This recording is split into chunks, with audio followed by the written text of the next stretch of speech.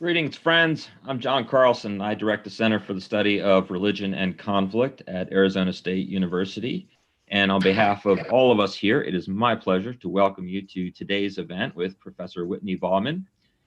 His talk today is entitled Pandemic Re-Attunement, Thinking and Acting with Planetary Times. And there will be a discussion and Q&A to follow. This talk today is really reflective of the kind of cutting edge work that goes on here at the center. It's work that focuses on institutions of public life, religion, science, technology, and the media, and how these institutions shape our understanding of what we know to be or think about knowledge, progress, and truth.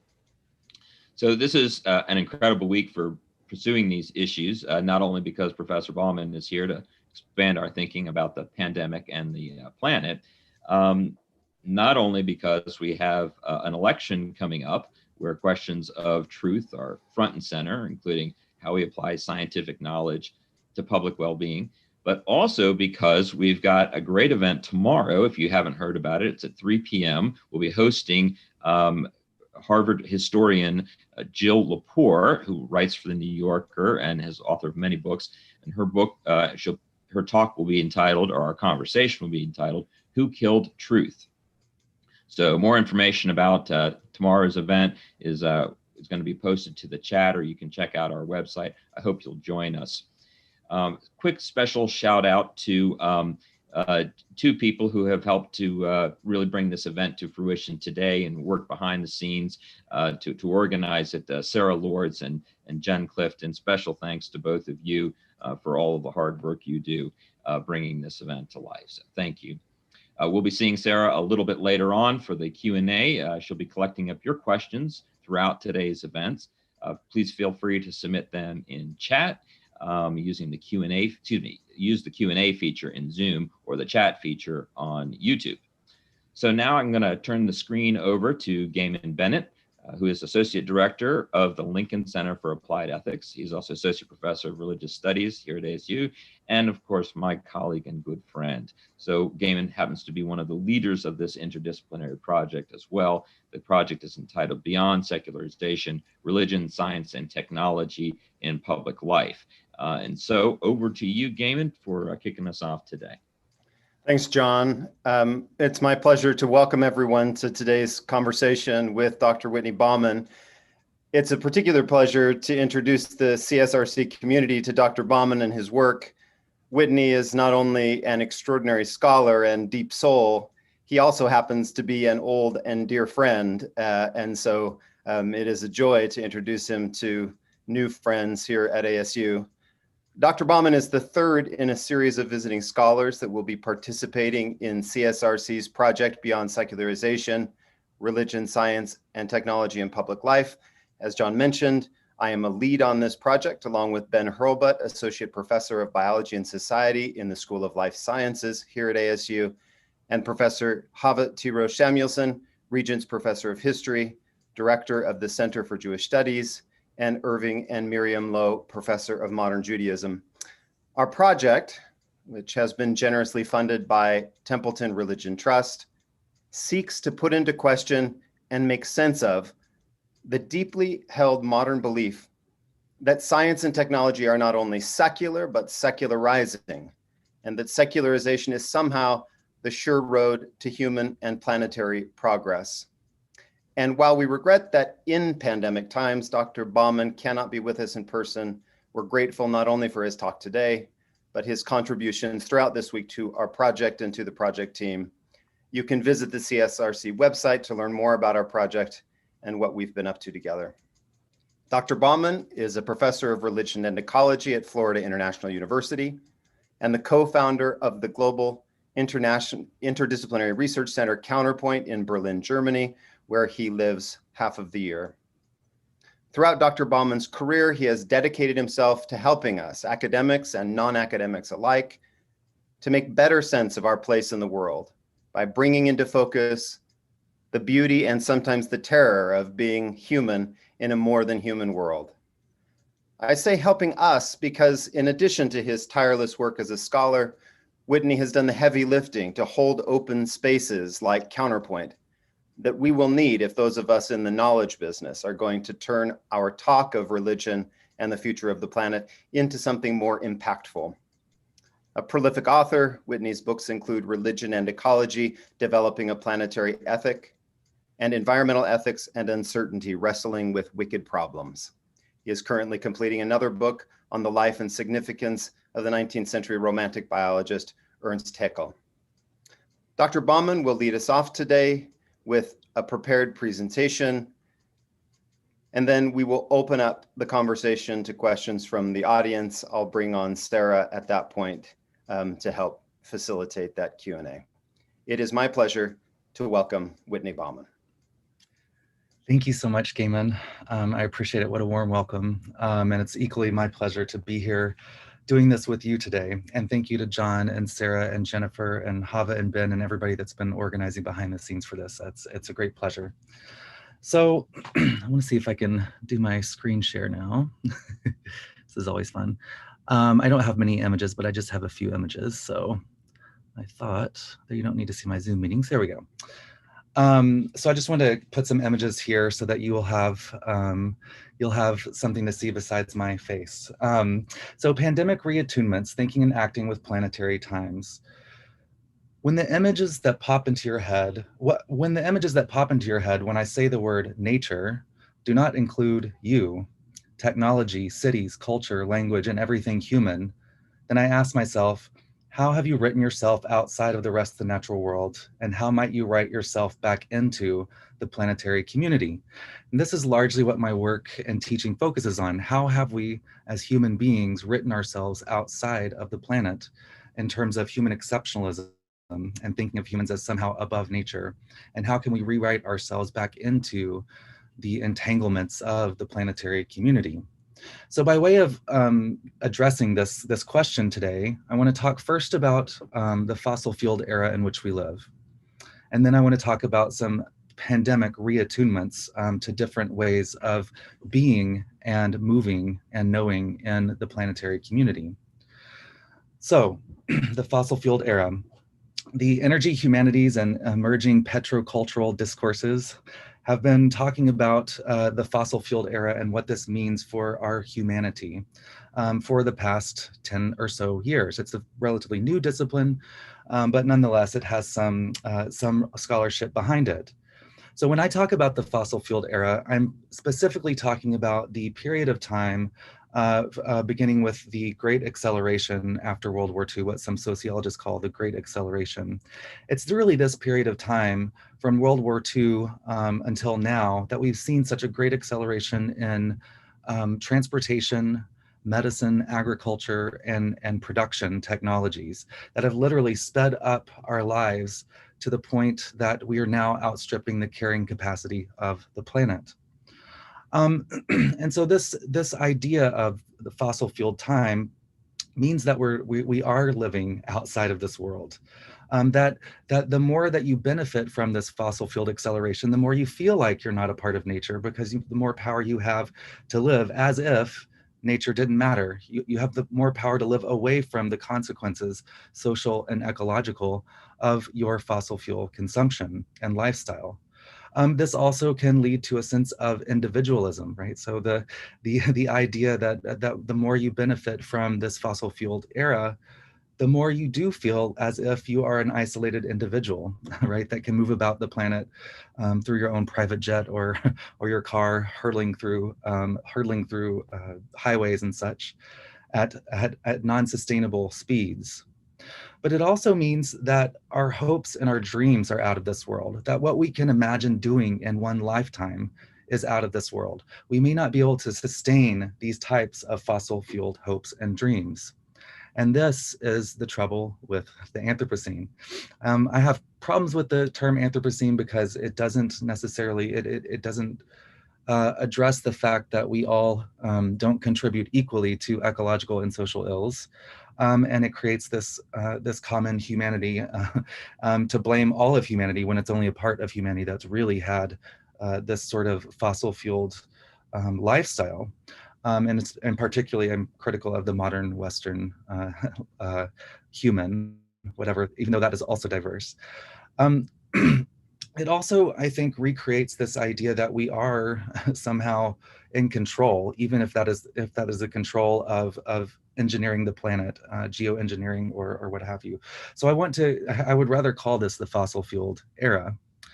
And this is sort of an image of, it's an old Manifest Destiny image, but it's an image of, sorry, that was my telephone. It's the image of the sort of angel of progress moving across the Western frontier, right? And you have the sort of racist images of the light from Europeans being brought to the native peoples and this sort of thing, but then also, of course, the cultivation and the train in the background and the power line. She's actually bringing the power lines with her. So this is the idea of progress that the fossil fueled era plays into. And what I want to do is work a little bit more with the image that Ben Hameen talks about in terms of the angel of history being blown backwards into the future, watching the tragedies pile up behind her. That's a little grim. I think there's we don't have to be that grim about it. But the point is that this sort of progressive and progressive understanding of time that's fossil fueled tends to block out and make remote the ecological and social problems that it leaves in its wake. And so what happens when we turn backwards and look in on the world instead of this idea of turning forwards? So this is sort of the second part of what I wanted to talk about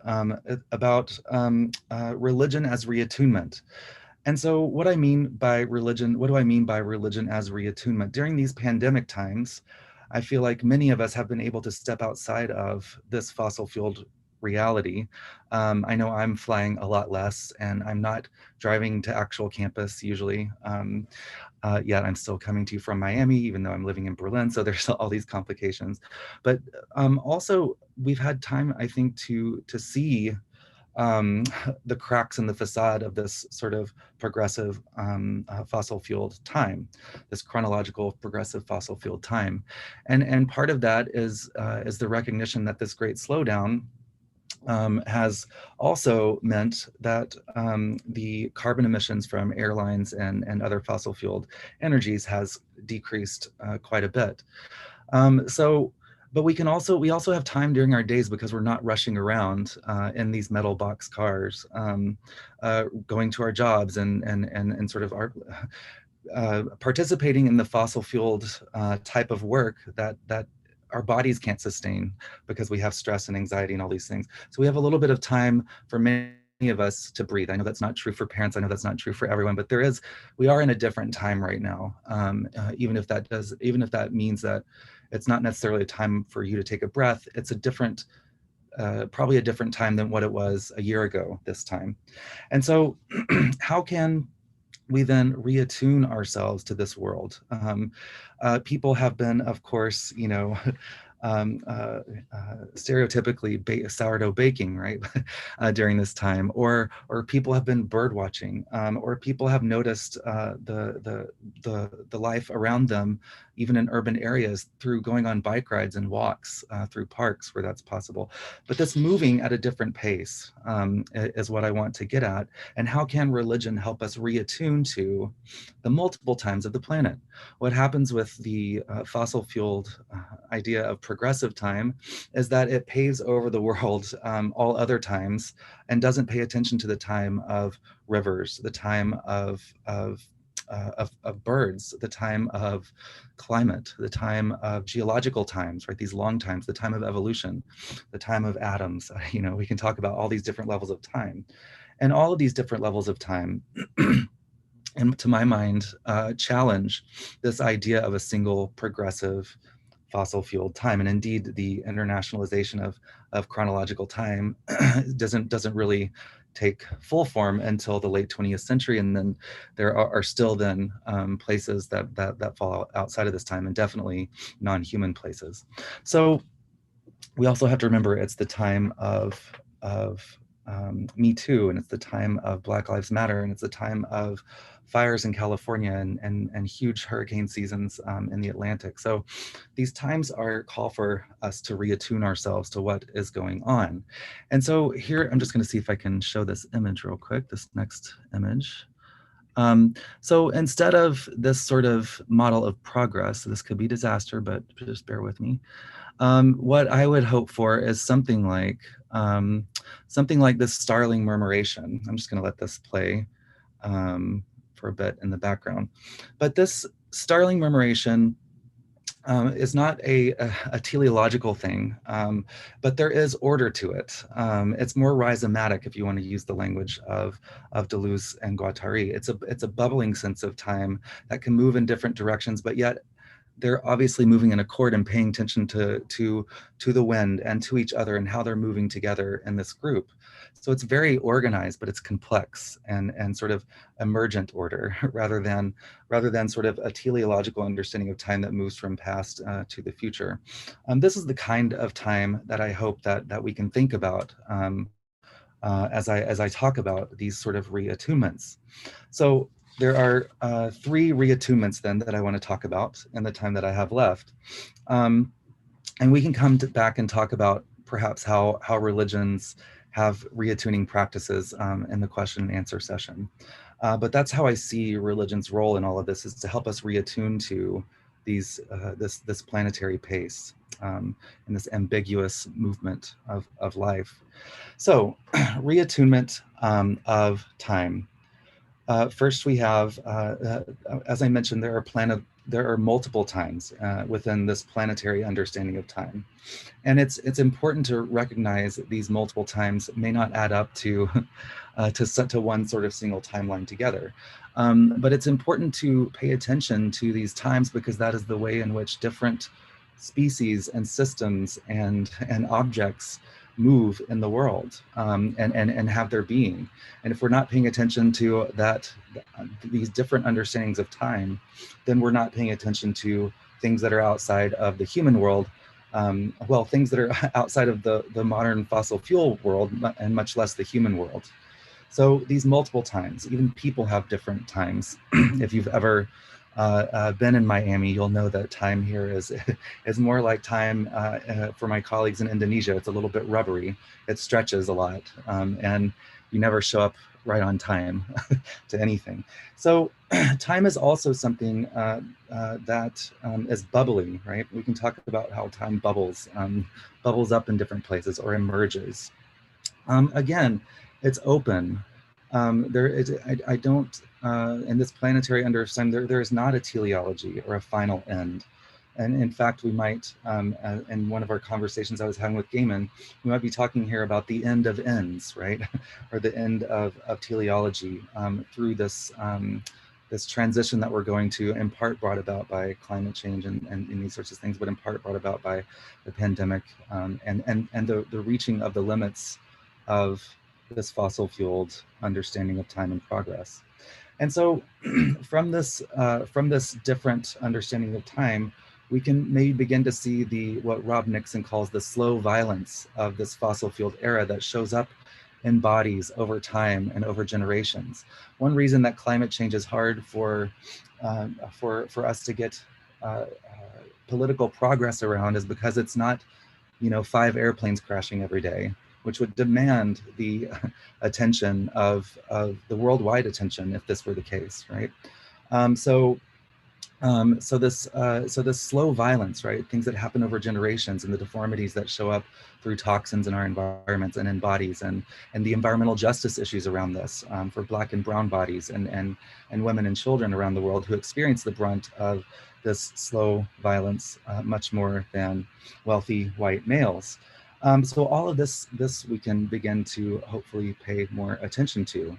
And I do think that there's a way in which we have of course I don't think we have to stop all travel or anything like that, but maybe we need to travel at the speed of biking and trains and boats rather than the speed of airlines, right? What if the world became that much slower? If we couldn't ship things overnight, this sort of thing.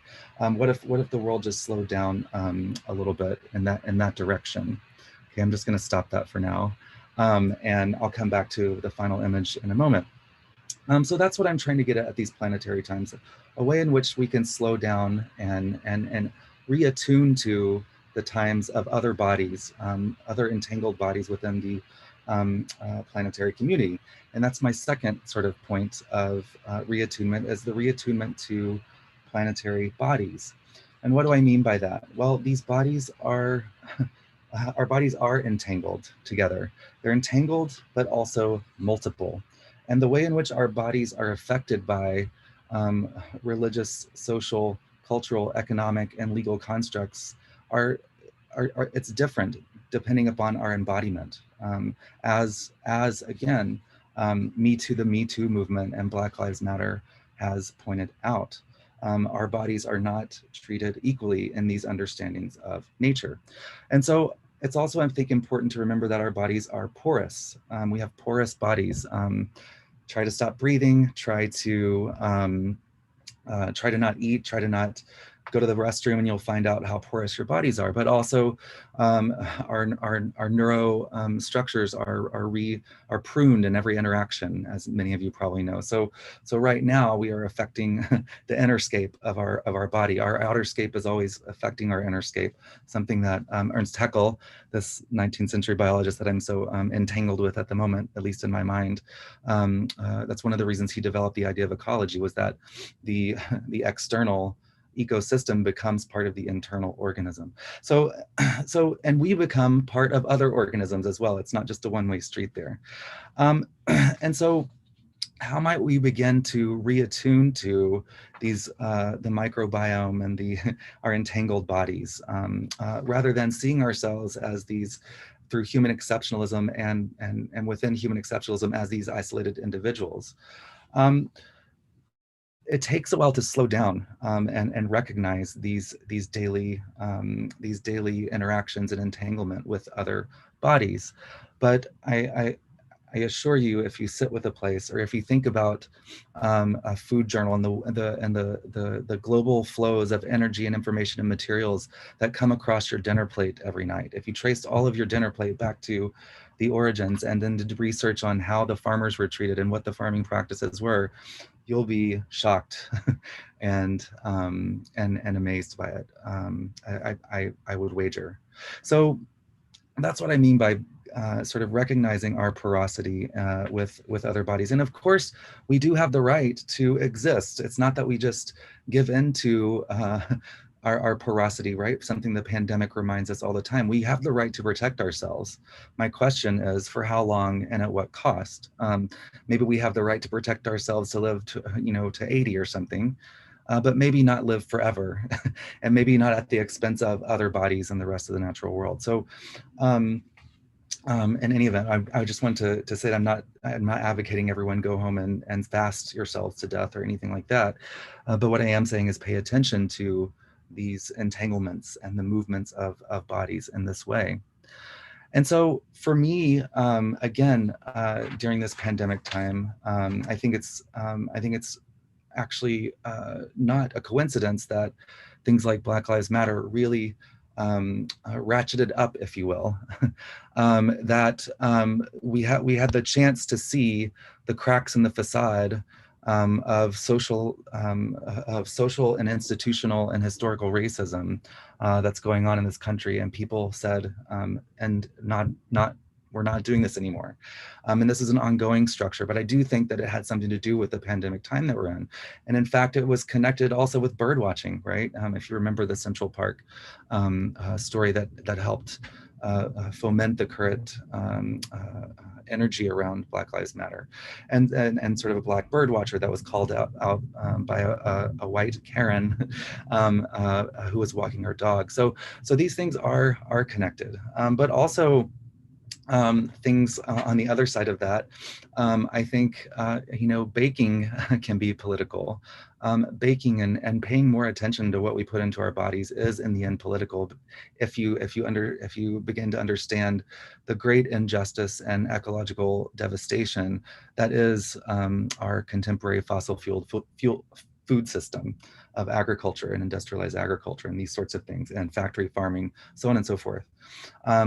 So anyways, all of these little activities that help us slow down, whether it's bird watching or baking, can help us reattune in different ways to the world around us. If you're like me, before this pandemic happened, I would never even consider baking bread and baking all the time because it took too much. It was too time consuming, and you couldn't be sure if it would turn out well in the end. Baking is not a baking is a lot more surprising than sort of cooking is, I think. But anyways, but now I have the time to do so, and I don't want to. And if I want to hold on to that practice, I want to hold on to the practice of biking places instead of driving a car. At least in Berlin, maybe not in Miami. Then I would probably lose my life biking from my home to the university in Miami. But in any event. These practices that help us slow down, can we hold on to them even after this pandemic time, or will we just return to fossil fueled reality as usual? And this brings me to the third sort of reattunement, and it's a reattunement to planetary knowledge. And what do I mean by that? One thing I mean is that it's a reattunement to multiple ways of knowing, multiple maps for our reality, multiple perspectives that are located within this planetary entanglement and that have different ways of describing and knowing the world around them and around us. And so I think this multiplicity is important to a planetary knowledge, that there is not one, and that it's not all about efficiency, which is in the reductive productive model of technology transfer, right? Where we produce things to change the world mostly for human beings, and within that it's usually just for some human beings for the better, right? We don't pay attention to, we use the rest of the world as resource, this sort of thing. A sort of planetary knowledge is as a bit of a return to knowledge for the sake of wonder, right? And knowledge for the sake of getting to know our the other earth bodies around us that we're entangled with a little bit better, and getting to understand the world from their perspective. So part of what I think this means is what I'm working on with another colleague, which is sort of undisciplining the university. If the university disciplines have been structured, you know, in the 19th century, basically, in Europe and a lot in Germany, in terms of the humanities and the natural sciences being different, but also in terms of these distinct disciplines and this sort of thing. So we need to undo that, because it's that very way of thinking with this isolated knowledge that is then used for some sort of efficient outcome. That it's that way of thinking that I think we need to challenge in the university structure, and the idea that knowledge is somehow above and objective and this sort of thing. It doesn't mean that there are not better and worse things, but worse ideas. But in this planetary understanding of multiple ways of knowing, the more perspectives we have, we listen to and understand, the better we're going to know the world around us.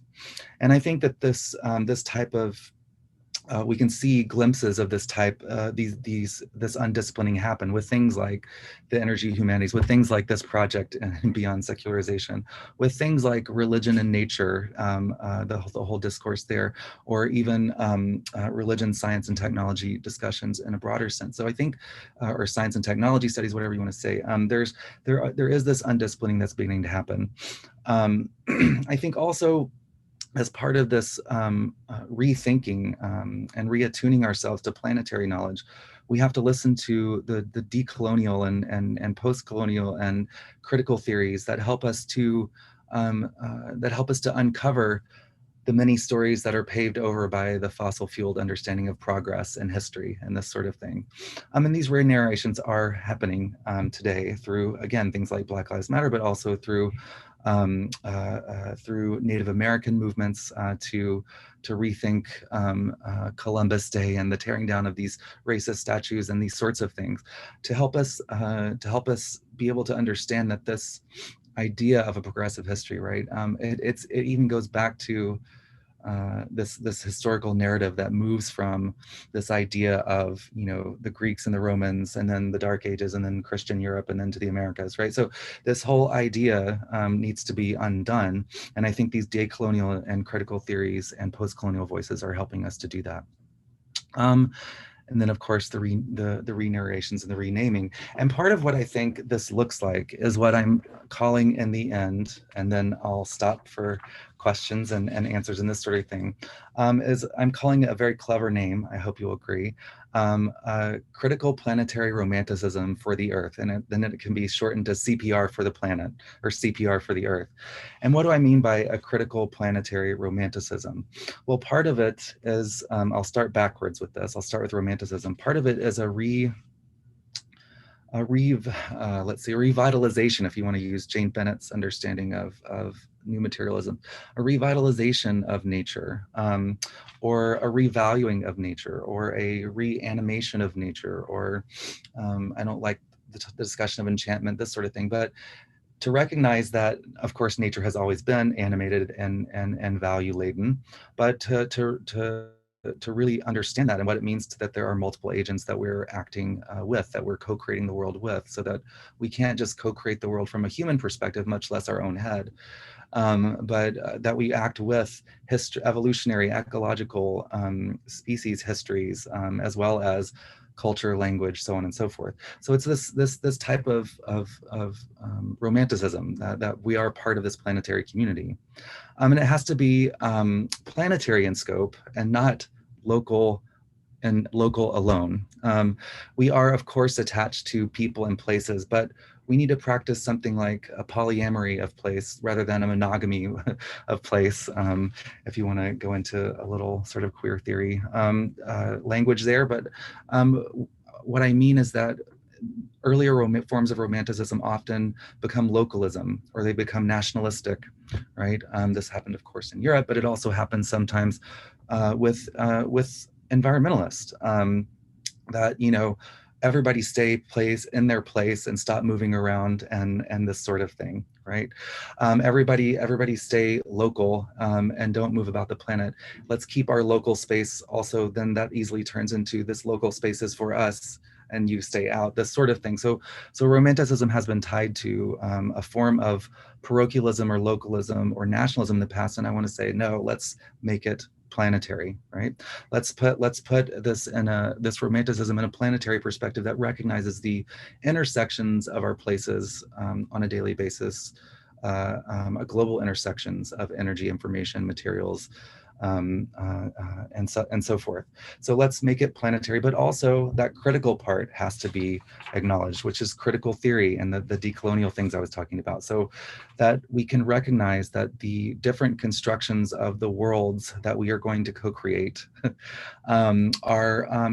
will never be experienced the same by all bodies, and we have to listen to these critical theories, these decolonial theories, to help us understand that not all bodies are treated equally, and to help us listen to the ways in which, the negative ways and positive ways in which bodies are affected by this. By our co-constructions of the world. And oops, I think I have to share my screen here. So let me just sort of share this. And this is the kind of thing I want to end on in terms of thinking about a critical planetary romanticism, and also the idea of reattuning to the world around us. So this is this is one of my favorite, a picture of one of my favorite places in Indonesia and the island of Java, right outside of Yogyakarta, in a little place called Gujarat. And this is there's right next to this image, on the left of this image, there is a a Catholic church that's built in the Javanese style, and they have Stations of the Cross, and all the figures are Javanese figures. It was built by Dutch colonials, right, who owned a sugar plantation, and they wanted to convert local peoples in Java when the Dutch colonized Indonesia to become Christian and work in the and be good workers in the sugar plantation, right? And so this is why they built the church in the style of the local Javanese aesthetic. Well, over time, this local Javanese statue, you can see inside the stupa there, it's a Hindu stupa that sits next to this Dutch colonial Catholic church built in Javanese style, and it has within it the Javanese Jesus. And you can see someone has climbed up those stairs.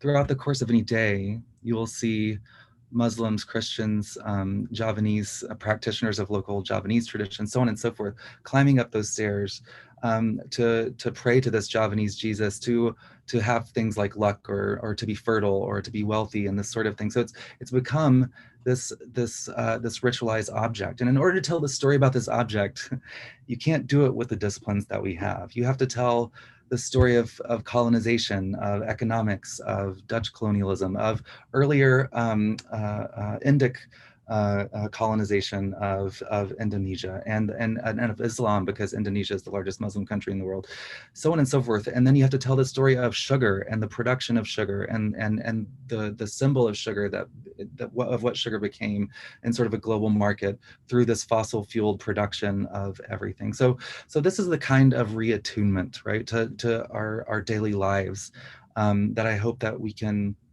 begin to think about during these pandemic times. And I'll stop there. Thank you.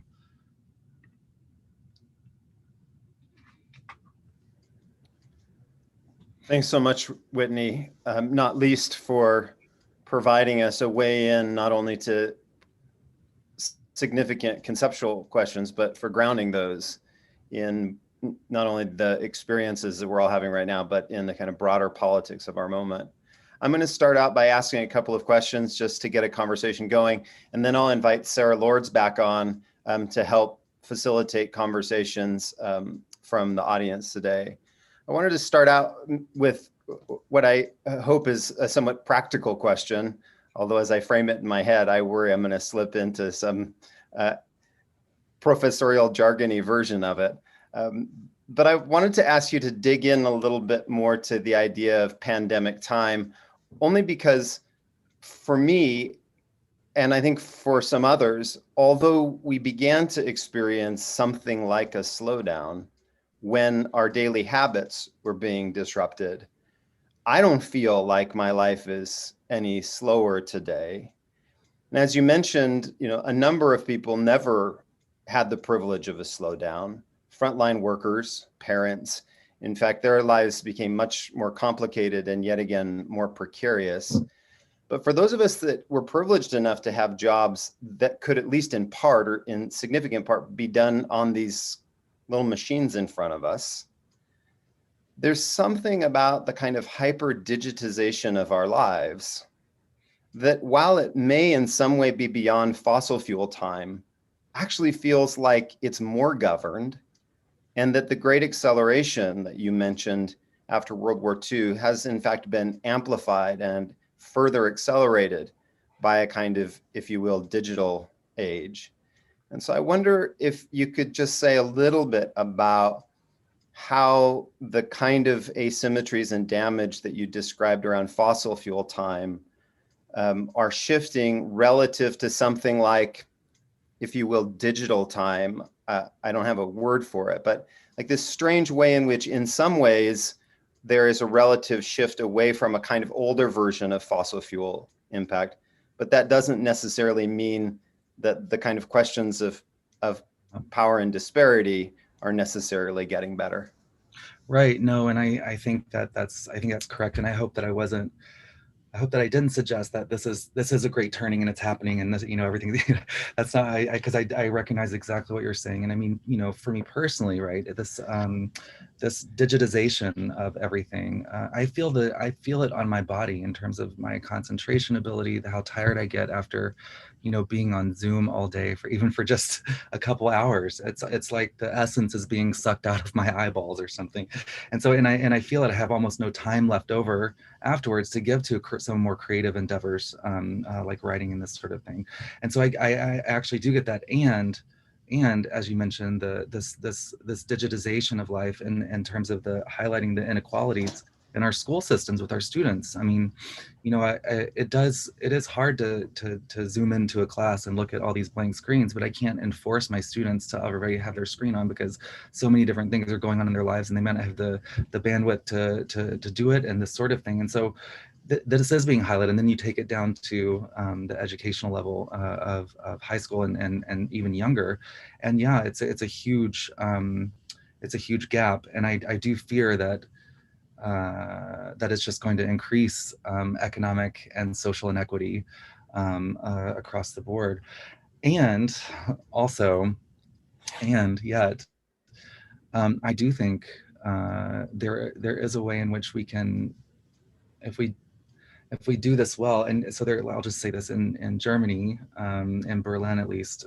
but probably I think in many kindergartens there, they have decided they're not going to do this indoor distanced class thing, and they're not going to do online Zoom things, but they are taking kids on nature walks and sort of getting them in touch with the natural world. And so they take them out every day on different walks in different parks, and they name flora and fauna and sort of getting in touch with their surroundings. And I think there are some ways that we can, that we might be able to do that too. And that's sort of the hope.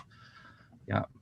Yeah, I couldn't agree more that minimally there's this moment in which we start paying attention differently, whether it's because we, at least in the early months, we got on the highways and there were so many fewer cars, or just the bittersweet feeling of longing for the physical presence of the people that we want to be with. And I think that, whatever situation we find ourselves in, those kind of poignant moments of noticing are significant. And you mentioned for us a number of ways in which attunement becomes part of a practice, and maybe even a collective practice, noticing the food that crosses our plate, paying attention as we prepare our meals differently. And I wondered if you could take a minute to just say a bit more about religious attunements. I study religious studies, and religion becomes a pretty squirrely category pretty quickly. So I recognize that lots of attunements might or might not be put in a religion box, as it were. But nonetheless, I think that in your work, you've been able to highlight some particularly religious attunements that you think invite practices that could serve as counterconducts to fossil fuel time. And I wonder if you could say a little bit more about that. Sure. Yeah. So, the squirreliness of religion is always an issue for us religious studies people. But for me, it goes back to sort of the rereading the two different roots that people argue about, sort of maybe more or less about the Latin root, which is either rereading or gathering together. And to me, both of those point towards meaning-making practices. And so for me, religion is at heart a meaning-making practice, and whatever else it means to be human. When things are healthy, we're trying to make meaning. When somebody can't make meaning, we say there's something wrong, right? That leads to all sorts of psychological issues, and even atheists are making meaning out of their lives. Richard Dawkins does not get up to a meaningless world every day, for instance. So this is part of what it means to be human, and I guess within that, what I mean about the thinking about it as reattunements. So one way to think about the history of many of the traditions, especially the ones that have pioneering prophets, and I get this from John Cobb, and he talks about sort of the secular moment at the beginning of most of our extant religious traditions, and the secularizing moment, which what he means by that is the empire and dogma that leads to someone like Jesus saying, let's live in a different way, or Muhammad, or the Bhagwan Mahavir, or the Buddha from the Vedic background that says, no, we need to live in a different way. And that's what I mean by this idea of religion as reattunement, is that how, to pay attention, to pay deep attention to the bodies that are abjected or oppressed, or whatever you want to call it, that have been systematically ismed by our current manifestation of different cultures and institutions to say, no, we need to do this in a different way, because there are just too many bodies in the wake of that sort of movement of history now to ignore, I guess. So meditation, I think can be one of these things, or eating practices, right? Communing together. This takes us out of this sort of daily time. I mean, we've been in enough dinners that we know that dinner can go on into the wee hours of morning sometimes, because we get into a different space and this sort of thing of communing together. So I think that there are a lot of things to be, a lot of rituals and concepts and religious traditions that can help us in these reattuning processes. I'm going to invite Sarah Lords back on now with us to begin to take some of the questions from the audience, and we'll let the conversation continue. Thank you, Gaiman. Yeah, for those of you who are watching via webinar, please submit your questions through the chat function. For those of you who are watching on YouTube, there's a little chat box just to the right of the screen that you are welcome to submit questions to. So our first question comes from Tom, who is curious to know, Whitney, if you have come across the work of Eduardo Kahn, who wrote How Forests Think Towards the Anthropology Beyond the Human. Particularly his work in decentralizing the human species in relation to language and thinking, and is curious if that is an influence in your research and in your work. Yes, I was just looking for that book, because it's usually one that's right nearby, but I can't find it because my office is a mess. Yes, I love that book. I use it still with graduate students when in a way to start talking about some of these sorts of issues, and in particular the way in which I was discussing earlier how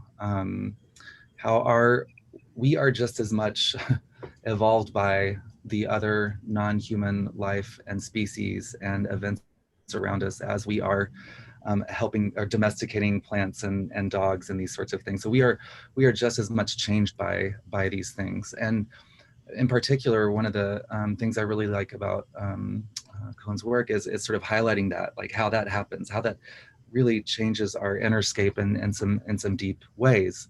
But also in terms of just the communication of other species. I mean, mycelium are pretty amazing, and the more we find out about mycelium, in terms of how they help different trees and share energy and information and resources through the mycelium network, or the transpiration of trees, right? But, there's all these different ways in which even the plant world is communicating with us, and so to put us as actors with other actants and the rest of the natural world, I think is a very valuable thing that Cohn's work does. And he, by the way, was a student of Terence Deacon, who Gaiman and I both know from Berkeley, who is an emergent theorist. So he works on the theory of emergence, so which Cohn talks about in that book. Yeah.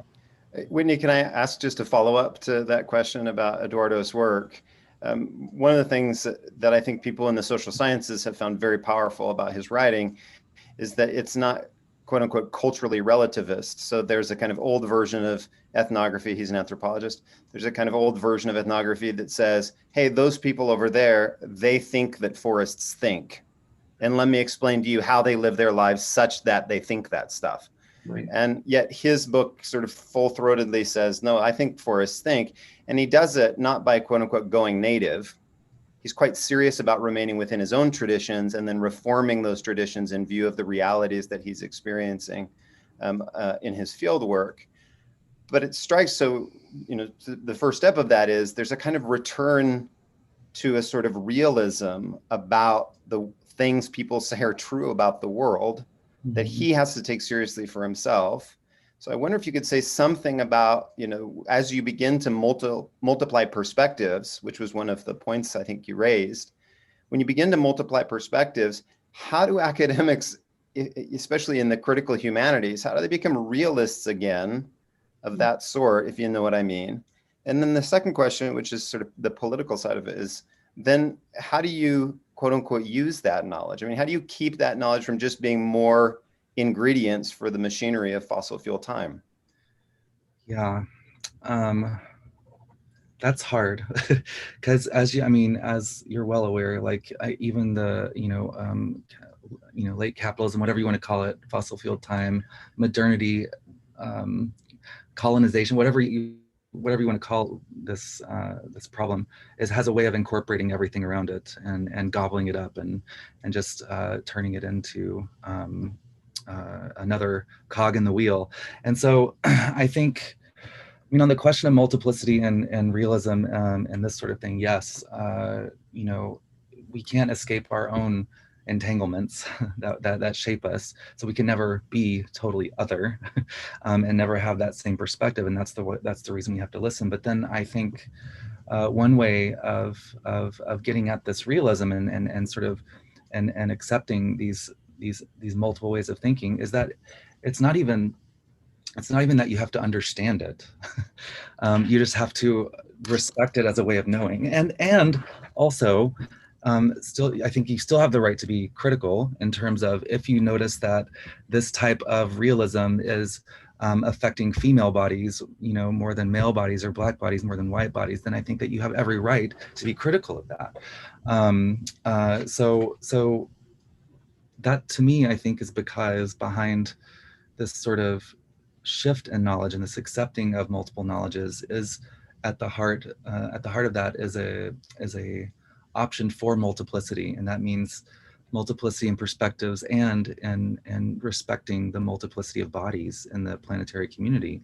And so for me, knowledge is always towards that normative end, and the knowledge that takes away from it is the one that we can say fake news, alternative facts, this sort of thing. Thank you. So our next question comes from Celine.